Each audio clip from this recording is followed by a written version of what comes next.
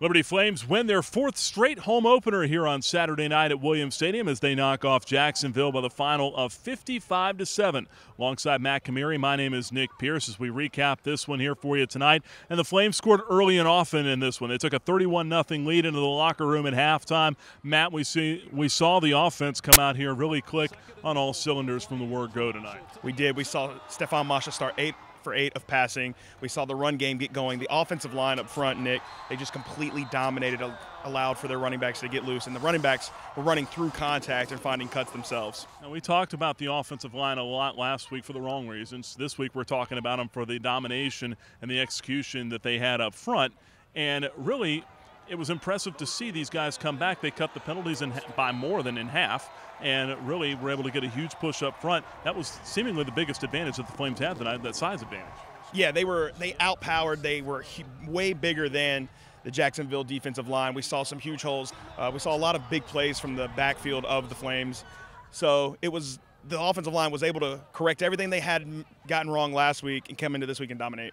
And everyone's celebrating down here on the field, having a great time. The Flames were having a great time in the locker room as well. We caught up with some of them after the ball game, and also head coach Turner Gill for his post-game thoughts. And a lot of positive things occurred in the ball game, so I'm very, very satisfied, no doubt, with the special teams. Had some punt returns, were very, very good, and so I'm glad to see that happen. Offensively did a great job of going, and then defense played another outstanding football game of flying around, making calls and turnovers, and making things happen. So again, that's a good thing. Good, solid football game for us that we improved from game 1 to game 2, and that's all you want to do.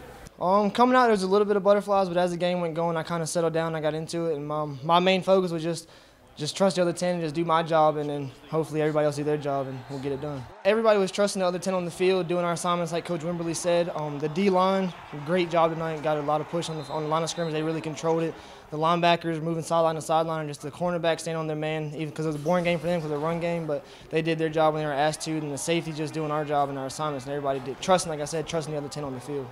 I knew all I had to do was rely on my technique that the coach has been telling us to do. I knew our quarterback, Stephon Masha, was going to drop it just like he did, so it was wonderful, just like practice. It felt real good. Hats off this week for the coaches calling a great game plan and quarterback for delivering the ball. So there you heard from some of the Flames in the locker room. Dante Shell's only 2 catches tonight, but 72 yards and a pair of touchdowns. Brandon Tillman also heard from the true freshman out of Lexington, South Carolina. He was well-spoken for a true freshman, and he performed well here tonight, called into late duty. Absolutely. Brandon Tillman played a great game. There was a couple times in this game where he was the last line of defense for the Flames, and he was able to wrap guys up. He was flying to the ball on the edge, and he was doing a great job. You imagine, I don't think you didn't get on the field as a true freshman, right? I did not, no. Yeah, can you imagine coming out of this tunnel as a true freshman, 20,000 or near 20,000 out here screaming and chanting and being in front of this crowd and then to perform the way he did? Well, I'm sure he had some jitters coming into the game, some nerves as soon as he ran out of the tunnel, as soon as he had his first hit. A lot of these guys will tell you as soon as the first hit's done for the game, you're good to go. He settled in really nicely, really quickly. He played really well tonight.